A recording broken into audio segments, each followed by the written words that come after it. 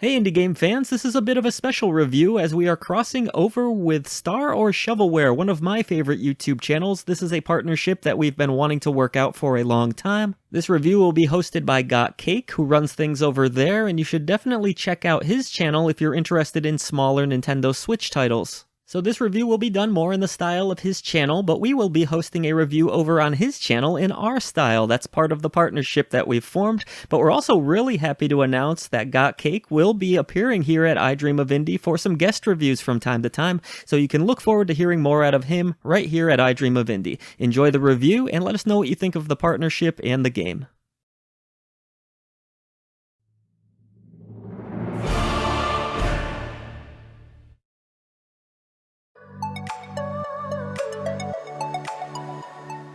How's it going, all you potential star seekers? My name is Gotcake from the YouTube channel Star or Shovelware, where I provide detailed and honest reviews of Nintendo Switch games. Now I just want to say thanks to All Gamer Joe and the folks at I Dream of Indie for offering to host this review on their channel, and I look forward to hearing what you guys think of my review of Deadly Days, a roguelike strategy game set amongst a zombie apocalypse, where you take control of a bunch of survivors who are in a day-to-day fight for their lives, as they scavenge for food, weapons and equipment whilst trying to locate the source of the outbreak to put an end to its horrors. So as the game opens, we get a bit of an introductory to the game's story, where it seems this factory is putting more than just beef in its burgers. A delivery truck drops off a batch of them at a nearby fast food restaurant, and then all hell breaks loose as hordes of zombies spew forth from the burger joint. So upon starting a new game, we first get to select difficulty, and then we get to select one of 3 specialisations, each of which allows you to unlock new items focusing on a different gameplay element.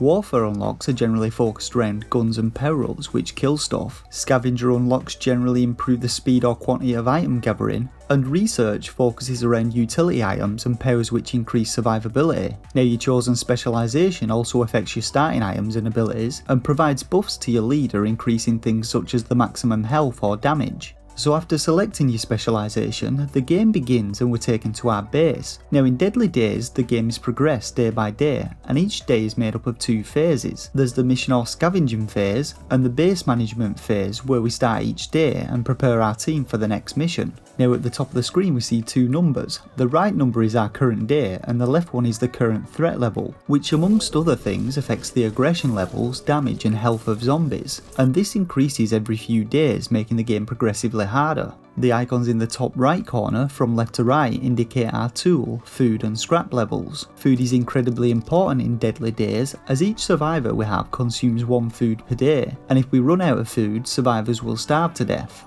Tools are used to craft weapons and rooms, and scrap is used for a number of different things, from repairing weapons that we find to upgrading powers, base items, crafted weapons and rooms. Now we begin the game with 2 random survivors. Each starts with a basic weapon and begins the game at level 1, and each of them come with a unique trait whose effects vary. Some of these are effects which trigger automatically at set intervals, including things like buffs, team heals, or laying down patches of burning ground which can damage zombies, and leveling a character usually reduces the time between activations. Now we're also able to equip base items, providing us with passive bonuses which have a wide range of effects, such as increasing the damage that we deal or modifying our airstrike and healing abilities. In addition to these, we have superpowers which we can activate once per mission, and these provide powerful short-term effects like full team heals, blasts of ice which freeze all zombies, or massive buffs to survivors' movement speeds or damage. Now we can use scraps to unlock extra slots, allowing us to use multiple items, and we can upgrade both superpowers and base items to improve their effects. I really like the way that base items and character traits synergise to create some great combinations. For instance, here I equipped 2 base powers which made my airstrike ability drop multiple lightning strike bombs. So to begin the mission phase, we hit the X button and are taken to another screen which gives us 3 missions to select from. Ratings below each mission indicate its map size, the amount of loot and number of enemies in the area, and mission names tell us which special building we'll find in it. There are 10 in total, and each is guaranteed to provide us with a specific type of resource. And you have things like hardware stores which provide tools, supermarkets which are a great source of food, and the fire department which reduces your current threat level. So after selecting our mission, we then jump on the yellow school bus of fun and head off into town. Now mission areas in the game are randomly generated, and when we arrive at our destination we're surrounded by a fog of war. We then need to explore the area to locate our special building, but this isn't a necessity and we can instead just choose to scavenge for loot in buildings or cars, which are indicated by signs or twinkling lights on them, though the game's rain can make these difficult to spot. You can also locate additional survivors in missions who will join your team when rescued, but it's important to consider whether you can actually afford to feed them before doing this. Now I really like the game's pixel art visuals, I thought they was pretty stylish, and I didn't really experience any frame rate issues, though the game did crash on me several times, usually when tons of zombies were attacking my team at the end of a mission. So in the mission phases we control our character's movement with a cursor in the middle of the screen, which I found could be a little awkward when trying to click the small cars to search them. We have several abilities that we can activate in missions, seen on the left side, and the top two are the airstrike and heal, which have unlimited uses per mission but do have a cooldown, and below this are our superpowers. Now as we move around the map, survivors automatically attack nearby enemies, but when idling, for some reason they dance around the screen, which makes it a bit of a pain when trying to use your heal ability on them. So the main aim of these missions is to gather additional weapons and resources to survive another day, and gain experience to level up our survivors by killing zombies. There are around 10 different types of zombies in the game, including several with special abilities, and rare zombies which have an increased chance to drop rare items. Whilst these different zombies add some variety to gameplay, I felt that their impact wasn't as substantial as it could have been, as they sometimes just get lost amongst the hordes of other on-screen zombies.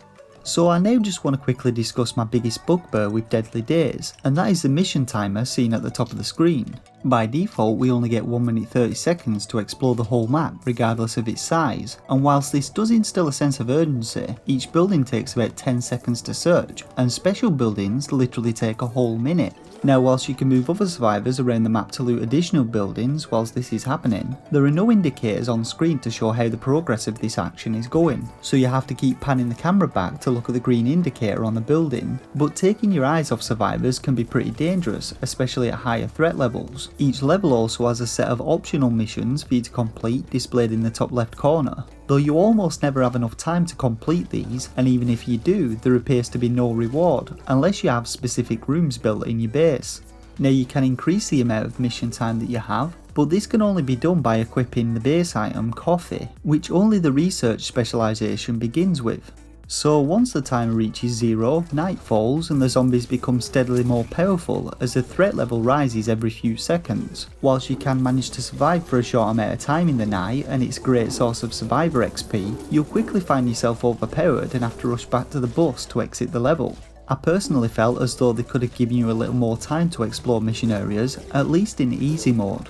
So once you've done all your looting and returned to the bus, you arrive back at base and a new day begins. You can then equip new abilities, upgrade stuff with scrap, and check out any new weapons you've found in missions, which first need to be repaired with scrap before you can equip them. There's a good variety of both melee and ranged weapons in the game, each with their own attack speed, damage and reload rate for guns, and weapons can come in several rarities which add additional modifiers to them, increasing things like the damage, attack speed and crit chance. Unwanted weapons can also be sold for scrap. Now our final base elements can be found in the workbench. Here we can craft one of 3 weapons using parts and scraps and give it a unique mod. We can only hold one of each of these guns, and crafting the other 2 weapons costs even more parts. And we can also increase the level or further upgrade the tiers to add additional mods. Now I thought this weapon crafting mechanic was interesting, but it's a shame that it was so limiting and cost so many parts, as you're usually better off saving your scraps and parts to upgrade abilities or build new rooms in your base. You can build a total of 3 rooms, and these provide additional passive benefits.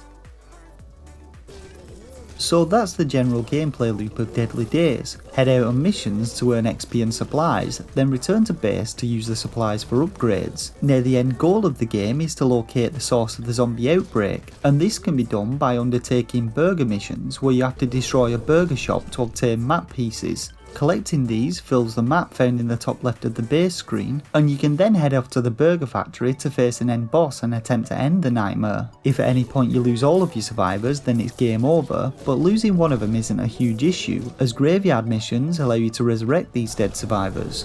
When your game does end, you get a summary of your run, and an XP bar fills, unlocking additional items in your chosen specialisation. Finally, in addition to the standard game mode, we can play daily challenge mode once per day, which starts you with a predetermined set of survivors and abilities, and you earn points the longer you survive, and you can challenge other players for the high score. So my gameplay experience with Deadly Days was enjoyable, if not a little frustrating at times due to the mission timer and some awkward character controls. I especially enjoyed how the different gameplay elements work together to make each run unique. So now we come to rating the game. Now I rate games between 1 and 5 stars, with the Shovelware stamp of approval reserved for the worst games on the eShop. This rating is based on my own personal opinion on what a game has to offer in terms of gameplay and value for money to potential buyers. And for a rating I'd give Deadly Days 3 out of 5 stars. It's a great little zombie survival game with lots of different gameplay elements which I thought all worked well together to bring one of the more unique roguelike experiences I've had this year, though it can be a little unforgiving at times, even on easy difficulty due to the mission timer and threat level. You can get the game from the UK Switch eShop, currently with 20% off for £13.67, or from the US eShop for $15.19. Alternatively, the game's also available on Steam. So that's it for this review of Deadly Days. Remember to hit that like button if you enjoyed it, and let us know your thoughts and opinions on the game and this review in the comment section below. Don't forget to subscribe to the I Dream of Indie channel for great indie game content and reviews, and check out my own channel which is linked in the description box below. As always, I want to thank you all once again for watching, and until next time, game on.